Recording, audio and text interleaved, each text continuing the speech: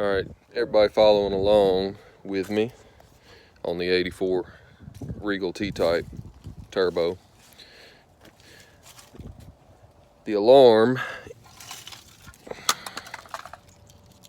is removed. That's not the issue. Got everything connected back up under the dash, and you know, this is 80s GM. It's not pretty. It's not gonna be. So now we're moving along. We're gonna start testing the power, checking the ground, making sure everything's working and pretty over here. And we got some ugly, but process of elimination on the T-Type.